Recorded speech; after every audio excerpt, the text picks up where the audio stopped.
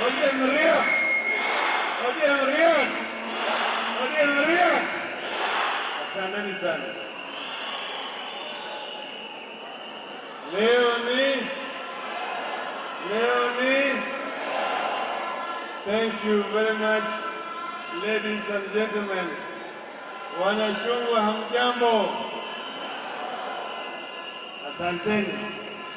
Nimesikia kama ukumbi imefurika na nimesikia sauti ya ngurumo ya chungwa. Ninaona nyuso ya wanachungwa ambayo wamepita bila kupingwa katika safu ya kwanza bila kupingwa. So I want to begin by congratulating you. And kwanza nitasema kwa Kimombo, baadaye nitasema machache kwa Kiswahili. I'm greatly proud to preside at this event at which we award our party certificates to some of our hardest working and strongest aspirants and set them free, focus on the big battle of the August 8th elections.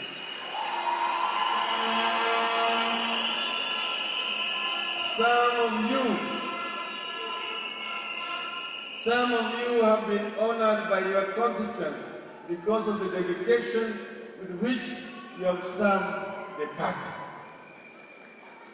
A number of you are converts from zones that have seen the Jubilee lights and decided to join the change movement. I congratulate each of you for this achievement and welcome you to ODM and to NASA.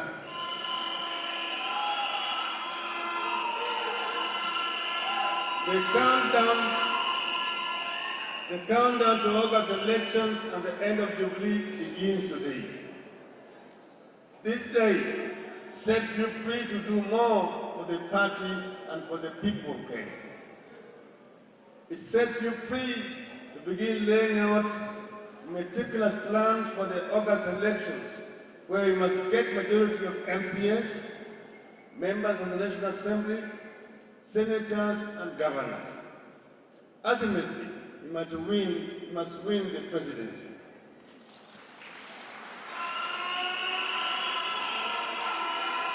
On this day, therefore, we set you free to begin hunting for our presidential votes and your votes. You get your papers in the week that the party begins its primaries. The primaries are critical to our plans for August and for the country after the elections. I urge you to be the party's ambassadors, helping ensure that the nominations are free, fair, and credible. We must run a campaign and a nomination process that is honest and which strikes a chord with the party followers and with the Kenyan people in general. This week, therefore, marks the beginning of the challenge we have been asking the National Election Board to be prepared for. We are returning power to the people. The people must be allowed to choose their leaders in a way that confers confidence in the party and which motivates them to come out and vote for ODM and NASA in August of this year. The nomination victory must never go to the most violent man or woman. It must never be turned into an auction where the highest bidder is declared the winner. I've said it before, and I will say it again here today.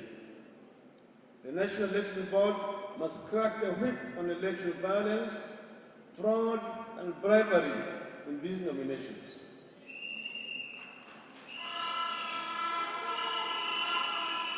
This means the board must itself be above reproach, and when mischief is seen to have been tolerated, somebody must be held accountable for it. Anything short of a clean nomination exercise will only undermine our chance in August. I want to appeal to our youth to stand up for this party and refuse to be used in schemes that only undermine our real worth. The youth are the vanguard of ODM. They must refuse to be used to cause violence. As voters and candidates, we must not lose focus on the bigger picture. The nomination exercise is not an end in itself.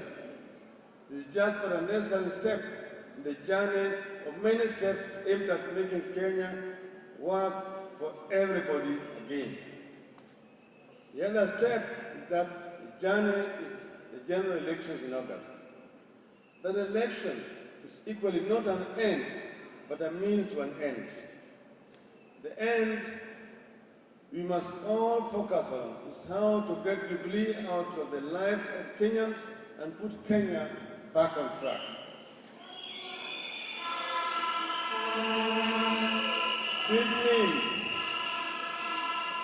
This means that NASA must win in August and that journey begins in earnest with the nominations. We must therefore see the bigger picture of the nation and not just ourselves. Those of you who have been awarded their certificate today and those to be awarded in the weeks ahead will be tasked with getting out our message across and making the people vote for that message. It is my expectation that our people will read the signs, write and elect leaders who believe in our agenda for the country and who have the courage to stand by that agenda through thick and thin. I want to assure Kenyans that we have a better chance than ever of winning the elections in August, and I'm confident that we will win.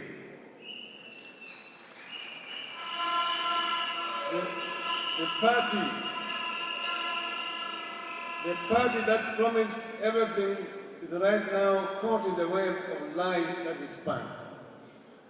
Jubilee is having a difficult time explaining what happened to the promises. Whatever the kind of budget they put out now, there's nothing Jubilee can do in the next 3 months to alleviate the pain and the suffering it has caused Kenyans. Nothing. They can only invent more lies. This budget which Jubilee has read is not their last budget. Jubilee's last budget is the current budget, because the other budget will kick off when NASA is in power.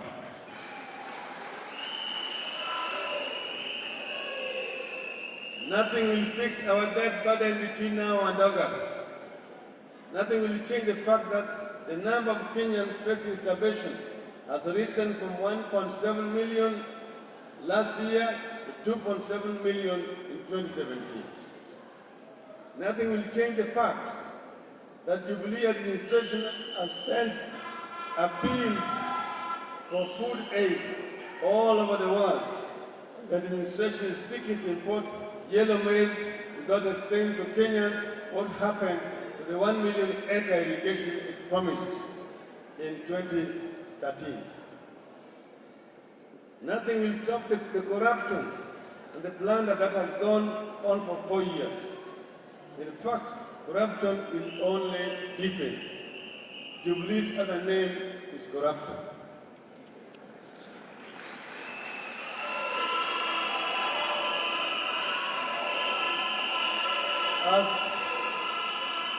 As surely as the sun rises from the east, Kenyans can expect that the planned importation of maize will be another scandal. Jubilee never disappoints when it comes to corruption. But right now they are playing the Super League of corruption. Nothing will change the fact that Jubilee took over a nation of 1.5 trillion debt and pushed it to 4 trillion and rising in 4 years. The chickens are coming home to roost for Jubilee. Kenyans are looking up to us to save them from this incompetence and corruption. We cannot afford to let them down. The only thing standing between us and winning the next elections is ourselves.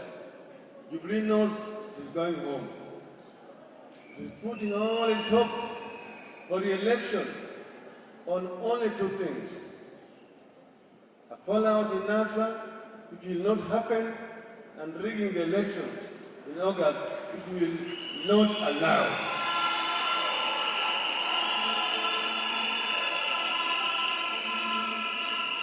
We must conduct ourselves. We must conduct ourselves with decorum, maturity, and honesty in nominations. Get done with it and focus squarely on sending Jubilee home in August for the sake of Kenya. Thank you. Thank you, ladies and gentlemen.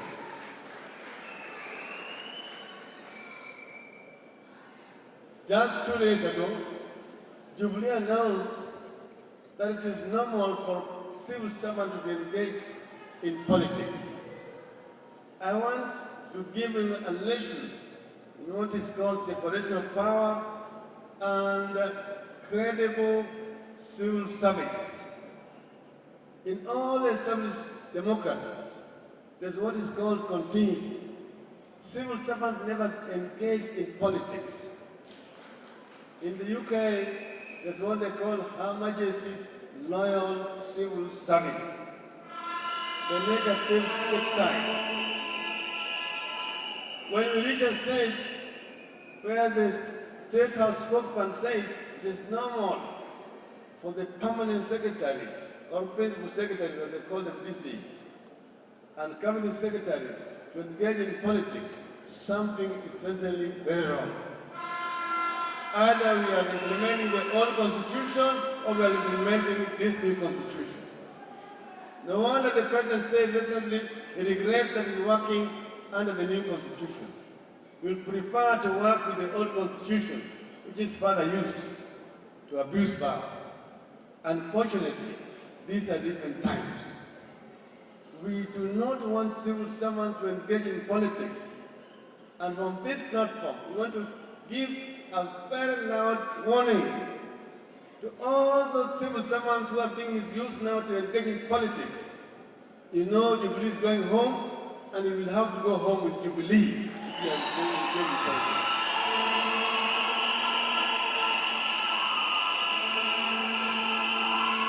Siku ile ambayo Uhuru na Ruto nafunga virago, na wewe vile funga zako, nenda nao pamoja. We will not allow you to be involved in politics and come and serve the government of NASA. Sasa Jubilee kwingineko waendako wanajaribu kushawishi viongozi sana kutoka kwa ODM na NASA. At you be in government, come join us. You are going to be in government. Even if you don't win, you are going to be appointed because we are going to form the government. You will be made a county commissioner, you will be made ambassador, you will be made cabinet secretary, you will be made a principal secretary, you will be made a head of parastatal, and so on and so forth. I just want to tell them, some of these who have left us, the other day I told them they are suffering from a disease which is called the stupidity of the tick.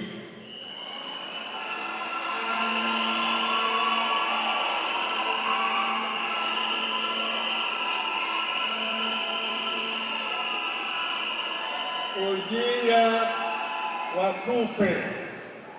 Ujinga wa kupe. Kupe huingia kwa ng'ombe. Udunga ng'ombe, inaingia kama yako kidogo, naanza kufyonza damu. Anafyonza, anafura. Anafyonza, anafura. Mpaka mwishowe inakuwa mviringo kama mpira.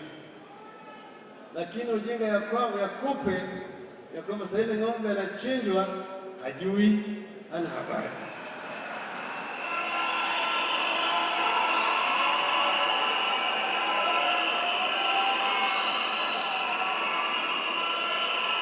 Ng'ombe anashikwa, yeye ananing'inia.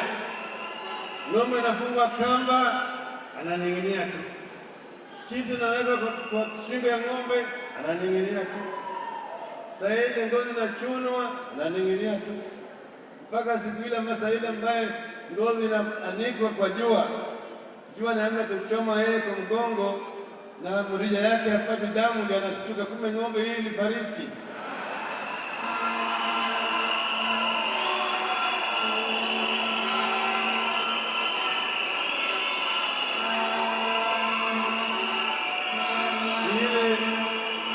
Ng'ombe naitwa Jubilee, tayari tumeweka kamba, tumefunga kamba, kisu tumeshanoa, tunaanza kazi ya kukata. Siku ya tarehe 8 mwezi wa 8 ya Agosti tutaanika ngozi chini, ndio wale viongozi ambao sasa hivi wanasawishwa waende pande ile watasikia jua yakichoma mgongo yao. Sisi tuko pamoja, wanachungwa. ODM hoye! ODM hoye! ODM hoye! Asanteni sana. God bless you. God bless ODM. Thank you.